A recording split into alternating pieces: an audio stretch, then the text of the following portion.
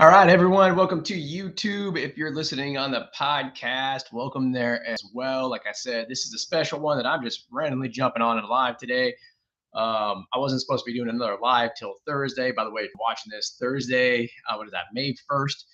We are doing a special live event. Most of the time, we reserve it for universities. They pay us to go out and do student loan workshops and webinars with their soon-to-be graduates. We are going to do it live, primarily on the internet, primarily because it's been like crazy, like just ever since last July, just stuff flying all over. Not only that, but people that have been in repayment for the last like 4 or 5 years that have never had payments or COVID and all this stuff is changing.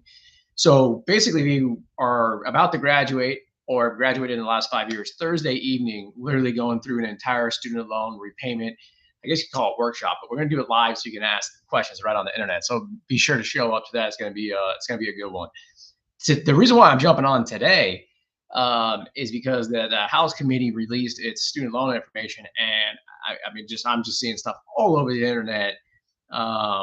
People freaking out, all this type of stuff.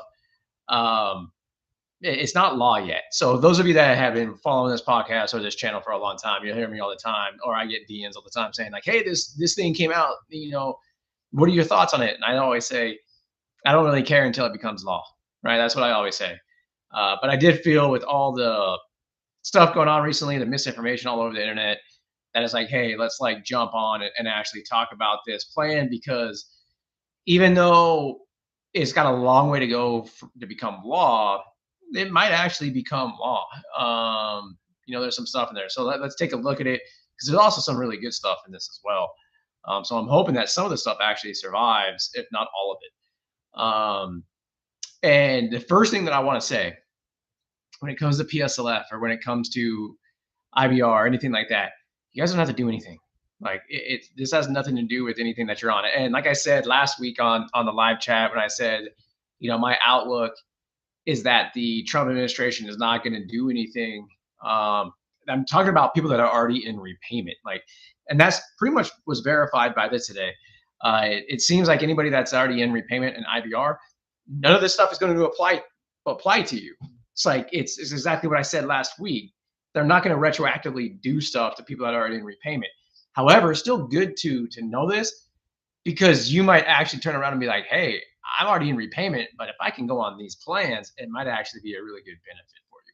Okay, so let's dive into them because especially the income-based repayment plans, it can potentially be used in a number of different ways in terms of how they're changing. And we're going to talk about those second. Let's talk about the standard plans first. So for those of you that don't know, if you enter repayment and you don't do anything, you're automatically put on the standard 10-year plan. Okay, that's like the rule right now. And a lot of people go into that, they get freaked out, they don't know what to do. So the new rule that they're proposing is that the standard plan, if you don't do anything, like there's basically going to be different options based on how much you owe. So if you owe, and by the way, I'm looking over here because I'm actually reading some of my notes. And by the way, I'm summarizing a lot of this thing. If you guys want to look at the PDF, it's like 103 pages long of like legal jargon. So there's some stuff in there that I'm not going to bring up because they're small nuance things. I'm going to talk about the bigger picture stuff. But on the standard repayment, if you owe less than $25,000, it would be 10 years long.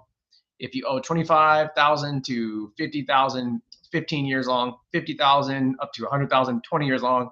And then if you owed over $100,000, the standard plan would be 25 years long. That doesn't mean you have to be in it for 25 years. As you guys know, you can make prepayments and pay it off earlier. What that would do is just automatically give people that were on a standard plan some payment leeway that would give them some wiggle room. And that's actually, it's better for some borrowers, not as decent for others. And I'll give you an example. Like right now, there's only two ways on a standard plan to extend your loan. Either do 10 years or 25 years. In order to do 25 years, you have to have over $30,000 of loans. Okay. This would be if you had like 25,000 to 50,000, so a little bit lower than the 30,000, that you can extend the loans out to 15 years. So there's some leeway in there, which is good. But then on the longer end, from 50,000 to 99,000, it would only extend it to 20 years instead of 25 years. However, you may see in a few minutes that it might not even matter because of the income-driven repayment plans they're talking about coming. Okay, so As you guys know, you have like IBR, pay as you earn, all these different things. All those would be gone. It would be now called income-based repayment assistance. Okay. Um, and it's got some pretty cool features. One of the big ones that I like is what it does for people that have lower incomes. And what I mean by that is right now it's just a flat 10% of adjusted gross income. That's what your monthly payments are. Okay. Um, it would keep that, but it would also adjust it based on your earnings, the percentage. So, for example, if you had ten to $20,000 in earnings, it would be 1% of your AGI. And then for every $10,000 in earnings from there, it increases 1%, but caps out uh, at 10%. So, for example, if you made $70,000 a year and that was your adjusted gross income, then the payments would be 7% of your AGI, not 10%. So I know a lot of you listening to this are in healthcare, and you might be like an OT or a PT or an SLP, and the new grads are making between, like, depending on what field you're in, about 55 to $95,000, depending on where you're at. And so because of that, your payments would actually start off lower than what they do right now. So that would be a benefit. There's also some minimum things in here, like minimum would be like a $10 a month payment. So everybody would have to pay at least a minimum of $10 a month. And then you'd also have like a $50 per month reduction in your monthly payment per child as well, per dependent child. They're also keeping the married filing separately status on these. So you can still file separately and you'd be good to go. It's only based on your income and your debt. Now, here's the big one. This is why I was saying that this actually might even be a benefit for everybody to use, even if you're paying them off, like you're trying to pay them off aggressively. There's no interest accrual. So similar like what the save plan was, on this, there's no interest accrual. Okay. So for example, like if I had an interest charge of $900 a month, and my payments on one of these plans were $300 a month, so there's a $600 difference. That doesn't get accrued onto the loan. Every month it's forgiven. Okay. So you don't have to worry about your balance going up on these plans. And then if you're paying them off aggressively, you just make your minimum payment, and then you could potentially go in and make bigger lump sum payments and target the specific loans. So essentially what that would do is drop what we call the effective interest rate on your loans. And I don't know if that's going to be available necessarily, but that's the way like the old repay was. When they rolled that out, it has a 50% subsidy. This has 100% subsidy. But then there's some nuances on here too, and this is why some people are saying that they don't necessarily like this plan. Instead of 20 years, the plan would be either 30 years or until you pay off your loan balance. So if it takes you, like, because there's no interest accrual, so like if your income starts going up and it takes you 22 years to pay it off, 25 years, that you would be able to pay it off. If you had it for a total of 30 years, then the balance would be forgiven. So it extends that in terms of saying, hey, like if you're going to be paying less, let's just say you're making 50 grand a year and you're only paying 5% of your AGI instead of 10%, that's good. You get payment relief now, but it's going to extend it out for another 10 years. Okay. PSLF, it really didn't. Actually, I'll go into one more other one that actually would help people too. It would actually increase. So you can have this thing called loan rehabilitation. So when you get into some trouble with your payments, they allow you to do it one time. It would actually extend it to twice. So instead of having one time to rehab your loans, you get to do it twice if you really needed to. Not only that, this is the one that I like actually, before I get into PSLF. The one that I really, really, really like is that it would limit the rules that can be implemented via the negotiated rulemaking process. For those of you that don't know what that means, like when I have done a few podcasts or live chats on this, I've turned around and I've said, President Biden or so and so did this via executive action, or like what Trump has said about making potential changes to PSLF, that was executive action. But then I followed up with like, well, it's not exactly executive action. I'm using that word to summarize it because most people don't know what the actual process is. That actual process is the negotiated rulemaking process. And so the reason why I'm excited about this, like if it severely limits that ability to do that, that means things have to go through Congress for changes. So all these things that we've seen, all these major headaches the last 3 years of Biden putting in stuff and then it getting challenged in court, the Department of Ed changing stuff and then it getting challenged in court, President Trump coming out saying we're going to do this about PSLF, all that would be extremely limited now. It all have to go through Congress. The president, DOE, they would be very limited on what they could change, which to me would be fantastic because now you know exactly what the plans are. You can actually plan like finances, which again, if you guys know this, shameless plug, that's what we do, financial planning for young professionals, right? By the way, wink, wink, it's very affordable. It's $18 a month. Go get help, right? Anyways, I digress. But it would limit that, which I think is a very good thing. Okay. Now about PSLF, it's basically like the same. They're not in this. It doesn't change. The only thing that it changes really is what they've been saying for a long time. They don't want high income individuals getting loan forgiveness. That's not what the program was originally there for. And so, what the only big change that I saw on from what I've read so far is that for doctors and dental interns and residencies, that time period no longer would count towards public service loan forgiveness. However, they wouldn't have to make payments and it would be on an interest free forbearance. So, like, for example, if you're a doctor right now and you're doing your residency, if you do that at a nonprofit, those 4 years count towards public service loan forgiveness. Okay, that would be gone. They would no longer, those 4 years would no longer count. Um, and but you didn't owe any payments and your loans would not accrue interest while you were going through the residency. So not necessarily a bad thing there. Now, the last big one that I saw on there, okay, this is huge. We haven't released this podcast yet. I just did a podcast. We did two different versions. We did one with Dr. Richard Severn, who's a PT, talking about specifically the PT industry and PT school. And then I did one with an internal, one of our financial experts at FitBUX, where we talked about some potential fixes to the student loan market. But we brought up points on both of those podcasts about a couple things.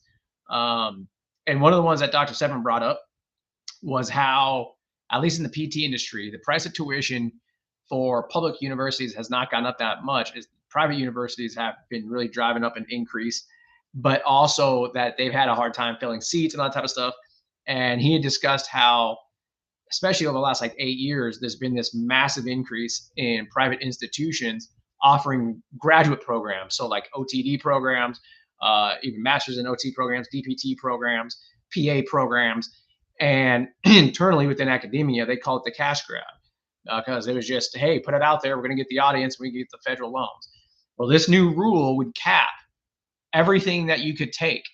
So in terms of federal student loans, the most cumulative student loans you can get in your lifetime would be $200,000 in student loans. So like if you took out $75,000 for undergrad, the most you can get for grad school is 125 grand, period. Like you could no longer take out 300 grand, 400 grand, 500 grand, 600 grand, which to me, they might have to make some carve outs for like medical school on that. Or MDs would have to use like private student loans in order to do this. So there's going to be some interesting things there. But the good news on that, I guess you can call it good news and bad news, is that like for PT school, for example, you wouldn't be getting $250,000, $300,000 of student loan debt anymore because it would be capped at 200 grand. Now the issue though is that the schools might not drop their tuition that fast, which means you would have to go get a private loan, which is not a good situation either, right? But I say this is a good thing because it's going to force different programs and universities to potentially look at those tuition rates and potentially drop them or do something about it. Okay. But all in all, like I said in the very beginning, these repayment plans, like I said last week in the live and on the podcast, these repayment plans are not going to affect you if you're already in repayment. That's what I was saying last week. Like it's going to be the same 3.5 years. Nothing's going to change for you. But if these are available for you and they do come out, you might want to switch. I mean, I'll give you an example. Today, I was building a financial plan for somebody. They have about $110,000 in student loan debt, and they're paying off the loans aggressively. Okay, well, they make about 80 grand. So on this, they could go in, it would be 8% of their adjusted gross income for the monthly payment, make the minimum payment, and then go in and pay a bunch towards the principal on the high interest rate loan because there's no interest accrual. So that person had a weighted average interest rate of 7%. Doing this with that effective interest rate would drop it down to about 4%. It's saving a lot of money on a $110,000 loan or $120,000 of loans. Like that's saving about 4% a year, 3% a year. So, I mean, on 100 grand, that can add up to 15, 20, $25,000 worth of savings. So we'll be interested in this. I mean, if you guys have comments on this or want to ask questions on this, let me know. Like you can drop them in the chat. I probably won't be able to answer too many questions specifically on this, just because I mean it is new. It's 103 pages of documents, so I scanned through it just to try to see what the main bullet points, big points are. But mostly, also, I can't necessarily answer questions because this is just the first step in this becoming law. It's got a long ways to go, and during that long ways, a lot of it's probably going to change as well. So some of this stuff might be in it. They might change part of it. We don't really know yet. But I did want to jump on because I saw like, especially on Reddit, everybody is like, this is horrible. This is horrible. And it's like, well, what part's horrible? Because actually, a lot of this is very similar to Save, like the no interest accrual. That's the same thing as Save. I really like that percentage of your income being adjusted based on your income, like 1%, 2%, 3%. That's a massive benefit for a lot, a lot of people. So that's actually, I was shocked about that. That's the first time I had heard that they were contemplating doing that. I think that's a really cool feature of this new proposal. And like I said, I mean, there's I talked to another new grad this morning at SLP that was making like 55 grand in AGI. Payments would drop down to 5% of her AGI, like per year. That's like a $200 payment. Like that's huge versus 10% of AGI. I mean, that's gonna save her $200 to $300 a month, or 2 to 3 grand a year on this plan versus what the Save plan would have been. Like that's pretty cool. Like as long as they keep some of the other stuff in place, like the poverty level adjustments and stuff. But we'll see. Like the whole goal on this is to simplify a lot of this. But I kind of like the direction of where it's going. I could see that there was probably some bipartisan support on some of this as well because of the drops in the interest rates and that, or the adjusted gross rates. Like it seems like it has buy-in from both sides. But like I said, they extended it out to 30 years. That's one of the things I said on the live chat, yesterday. It doesn't matter which political party that is there. At the end of the day, they want to collect money, and that's their way of doing it in the long run. So, anyways, if you guys haven't listened to that podcast or that video, I went deep into some theories on that one last week. So yeah, that's up on the YouTube channel. If you're on the podcast, it's you guys can pull up whatever Apple podcast, whatever you guys are listening to it on, and go back to that one. Because yeah, we dove deep into the reality around student loans, so that way you guys can understand some of this stuff. But again, last thing I'll say on this, you don't panic. Nothing's changing right now. Just keep going. PSLF, do your thing. You're gonna get grandfathered in. Like I said last week, those of you that are in repayment, you're not going to see any changes. Just keep going. If anything, this might be a benefit to you. If it does roll out, you can change. But however, if you're in school, you need to stay on top of this, especially if you're going to be graduating after 2026, July of 2026, because some stuff might be changing for you in terms of the new loans that you're taking out. Like these might be in place by then. So we'll see. So stay tuned, subscribe to the channel if you haven't already, so that way you're notified when new stuff comes out. As always, it's awesome talking to you guys, and yeah, we'll jump on soon.